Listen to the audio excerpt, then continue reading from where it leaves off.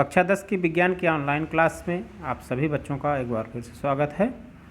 हम रसायन विज्ञान हमारे पाठ्यक्रम में जो अध्याय हैं उनमें हम पहला और दूसरा अध्याय पढ़ चुके हैं। आज हम तीसरा अध्याय शुरू कर रहे हैं जिसका नाम है धातु एवं अधातु। इस अध्याय में हम देखेंगे कि धातुएँ क्या होती हैं, हमारी जो प्रकृति में पाई जाती हैं, और अधातुएँ क्या होती हैं, उनके भौतिक गुण क्या होते हैं, रासायनिक गुण क्या होते हैं, कैसे प्राप्त की जाती धातुएँ, ये सारी चीज़ें हम इस अध्याय में पढ़ेंगे। तो चलिए शुरू करते हैं। पहली चीज धातु। धातु क्या होती है? वे तत्व जो कि दूसरे तत्वों को इलेक्ट्रॉन प्रदान करते हैं और इलेक्ट्रॉन प्रदान करके धनात्मक आयन बनाते हैं, उन्हें धातु कहते हैं। धातु की परिभाषा हो गई जैसे सोडियम, मैग्नीशियम, एल्यूमिनियम, लोहा, तांबा आदि। यह सभी जो तत्व हैं वह धातुएं कहलाते हैं। दूसरा हमारा है अधातुएं क्या होती हैं? वे तत्व जो दूसरे तत्वों से इलेक्ट्रॉन ग्रहण करते हैं और इलेक्ट्रॉन ग्रहण करके ऋणायन बनाते हैं, उन्हें अधातु कहते हैं। जैसे कार्बन, ऑक्सीजन, नाइट्रोजन आदि। तो हमने अंतर देखा कि धातुएं इलेक्ट्रॉन प्रदान करती हैं दूसरे तत्वों को, और धातुएं इलेक्ट्रॉन प्रदान करती हैं दूसरे तत्वों को, और जो अधातुएं होती हैं वह दूसरे तत्वों से इलेक्ट्रॉन ग्रहण करने का गुण रखती हैं। गुण देखें, भौतिक गुण। सबसे पहले धातुओं के भौतिक गुण क्या होते हैं? चमक। प्रमुख भौतिक गुण चमक, कठोरता, रूप या अवस्था, आघात वर्धता, तन्यता, चालकता, घनत्व, ध्वनिक और ऑक्साइड बनाने का गुण। यह कुछ ऐसे प्रमुख गुण हैं जो कि धातुओं के भौतिक गुण माने जाते हैं या पाए जाते हैं। एक एक करके देखेंगे कि क्या होता है। पहली चीज़ चमक। सभी धातुएं, कोई भी धातु हो, वह चमकीली सतह वाली होती है, उनमें चमक दिखाई देती है, जिसे हम धात्विक चमक कहते हैं। जैसे सोना, चांदी, लोहा, प्लेटिनम, ये सभी जितनी भी धातुएं हैं वह सभी धातुएं चमकदार सतह वाली होती हैं। दूसरा गुण है कठोरता। सभी धातुएं कठोर होती हैं। सामान्य रूप से जितनी भी धातु हमारे पर्यावरण में पाई जाती हैं, सभी धातुएं कैसी होती हैं? कठोर होती हैं। परंतु 3 धातुएं, लिथियम, सोडियम और पोटेशियम, 3 ऐसी धातुएं हैं जो कि मुलायम प्रवृत्ति की होती हैं, मुलायम गुण वाली होती हैं। तो ध्यान रखिएगा, सोडियम, लिथियम और पोटेशियम। और रूप या अवस्था की बात करें, इस भौतिक गुण में क्या होता है? कमरे के ताप पर जो हमारा रूम टेम्परेचर होता है, उस पर सभी धातुएं ठोस अवस्था में पाई जाती हैं। जितनी भी धातुएं हैं वह सभी ठोस अवस्था में पाई जाती हैं। लेकिन एक ऐसी भी धातु है जो कि ठोस अवस्था में नहीं पाई जाती है। पारा एकमात्र ऐसी धातु है जो कि ठोस अवस्था में ना होकर के द्रव अवस्था में पाई जाती है। तो याद रखिएगा, बार बार पूछा जाता है कि वह कौन सी धातु है जो कि द्रव अवस्था में पाई जाती है। तो पारा एकमात्र ऐसी धातु है जो कि द्रव अवस्था में पाई जाती है। अगला गुण देखें, आघात वर्धता। आघात वर्धता का मतलब, आघात का मतलब होता है चोट, वर्धता का मतलब होता है वृद्धि। चोट पहुंचाने पे जब वृद्धि होती है तो उस गुण को कहते हैं आघात वर्धता। धातुओं को हम अगर पीटते हैं तो उन्हें एक पतली सतह वाली या पतली चादर के रूप में हम बदल सकते हैं। धातुओं को पीट करके एक पतली चादर के रूप में परिवर्तित किया जा सकता है। धातुओं में इस गुण को जो पाया जाता है उसे हम आघात वर्धता कहते हैं। अगला गुण देखें, तन्यता।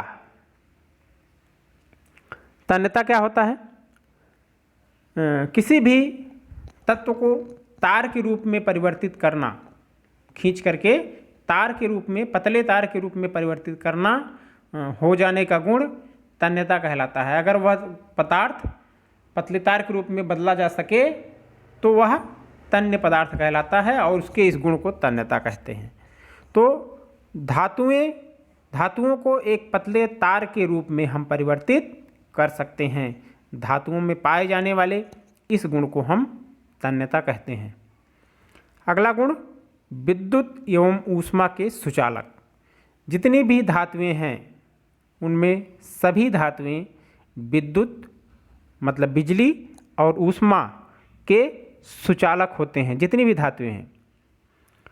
लेकिन दो ऐसी धातुएं हैं जो कि ऊष्मा की कुचालक होती हैं। इनका नाम याद रखना बेहद ज़रूरी है। यह धातुएं हैं सीसा और पारा। दो ऐसी धातुएं हैं जो कि ऊष्मा की कुचालक होती हैं।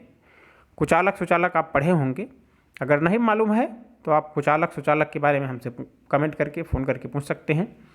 तो दो ऐसी धातुएं हैं सीसा और पारा जो कि ऊष्मा की कुचालक होती हैं। अगला गुण घनत्व। घनत्व क्या होता है? प्रति एकांक आयतन में उपस्थित अणुओं की संख्या। प्रति एकांक आयतन में उपस्थित अणुओं अथवा या सीधे कह सकते हैं कणों की संख्या, वह उस पदार्थ का घनत्व कहलाता है। धातुओं का जो घनत्व होता है और उनका गलनांक, जिस तापमान पर कोई भी पदार्थ पिघलता है वह तापमान उस पदार्थ का गलनांक कहलाता है। तो धातुओं का घनत्व मतलब उनके प्रति एकांक आयतन में उपस्थित कणों की संख्या और उनके पिघलने वाले जिस ताप पर वह पिघलते हैं अर्थात गलनांक, वह बहुत अधिक होता है। लेकिन दो ऐसी धातुएं हैं जिनका घनत्व कम होता है। वह धातुएं याद रखना है सोडियम और पोटेशियम।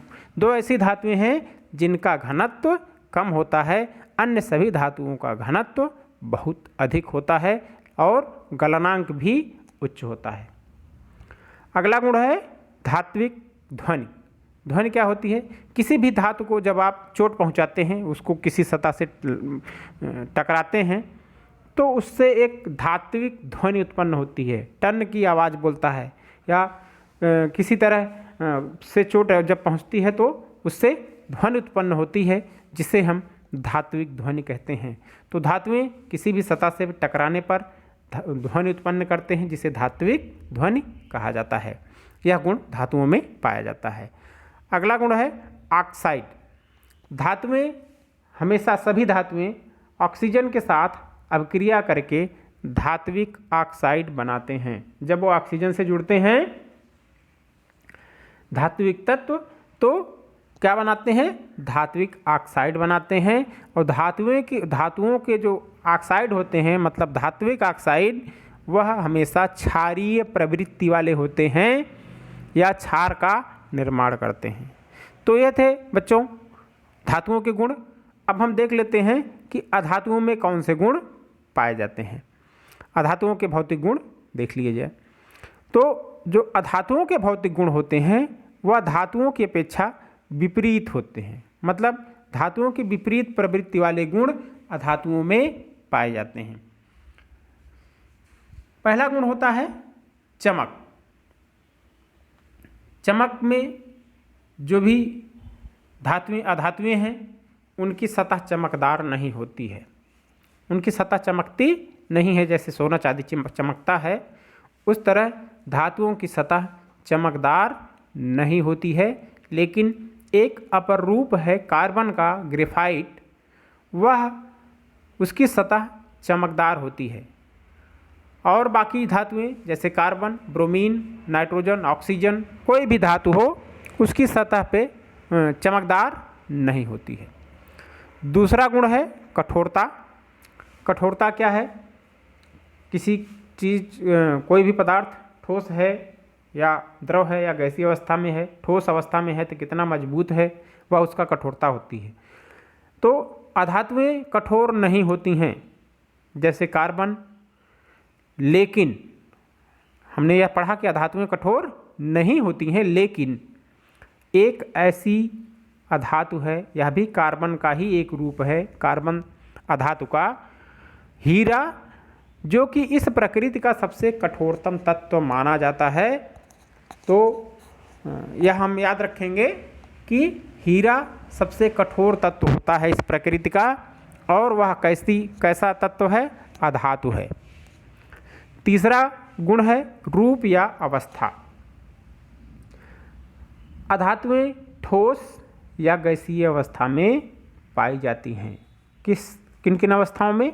या तो ठोस अवस्था में होती हैं या गैसीय अवस्था में पाई जाती हैं। लेकिन बच्चों बहुत ही इम्पोर्टेंट है, एक ऐसी अधातु है जो कि द्रव अवस्था में पाई जाती है। हमने धातुओं में भी देखा था कि एक धातु है जो कि द्रव अवस्था में पाई जाती है, वैसे ही अधातुओं में भी एक ऐसी अधातु है जो कि द्रव अवस्था में पाई जाती है। ब्रोमीन ऐसी अधातु है जो कि द्रव अवस्था में पाई जाती है। अगला गुण है आघातवर्ध्यता। अधातुएं आघातवर्ध्य नहीं होती हैं। अभी हमने धातुओं के गुण में पढ़ा था कि आघातवर्ध्यता मतलब आघात मतलब चोट, वर्ध्यता मतलब वृद्धि। चोट पहुंचाने पे जिस तत्व में वृद्धि होती है वह कहते हैं उस वह आघातवर्ध्य है, या वह गुण आघातवर्ध्यता कहलाता है।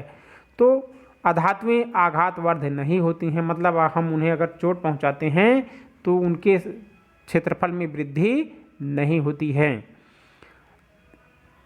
या कह सकते हैं हम उन्हें एक पतली चादर के रूप में परिवर्तित नहीं कर सकते हैं। अगला गुण है तन्यता। किसी भी पदार्थ को पतले तार के रूप में परिवर्तित होने का गुण तन्यता कहलाता है। अधातुएं पतले तार के रूप में परिवर्तित नहीं की जा सकती हैं, अर्थात अधातुएं तन्य नहीं होती हैं या तन्यता का गुण अधातुओं में नहीं पाया जाता है। अगला गुण है विद्युत तथा ऊष्मा की सुचालक। अधातुएं सभी अधातुएं विद्युत तथा ऊष्मा की कुचालक मानी जाती हैं या कुचालक होती हैं। अधातुएं विद्युत तथा ऊष्मा की कुचालक होती हैं, लेकिन एक कार्बन का अपर रूप है ग्रेफाइट।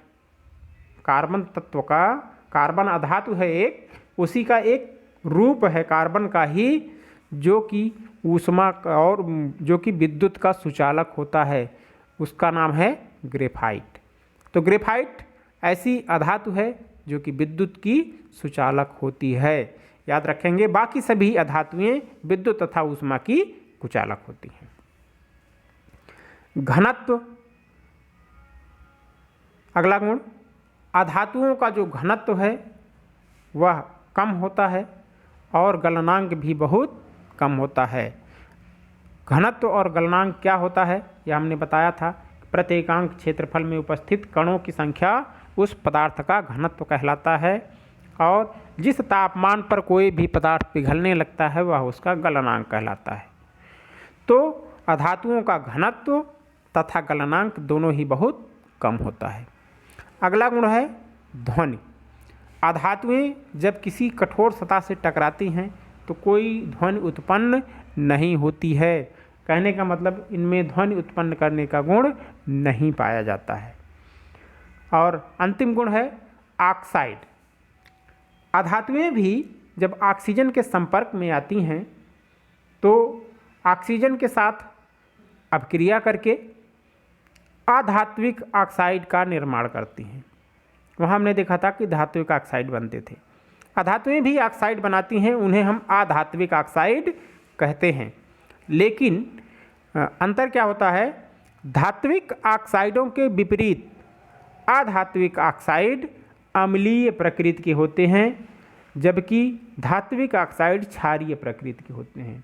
तो अधात्विक और धात्विक ऑक्साइडों में विपरीत गुण पाया जाता है। धात्विक ऑक्साइड अम्लीय प्रवृत्ति के और अधात्विक ऑक्साइड, धात्विक ऑक्साइड क्षारीय प्रवृत्ति के और अधात्विक ऑक्साइड अम्लीय प्रकृति के या प्रवृत्ति के होते हैं।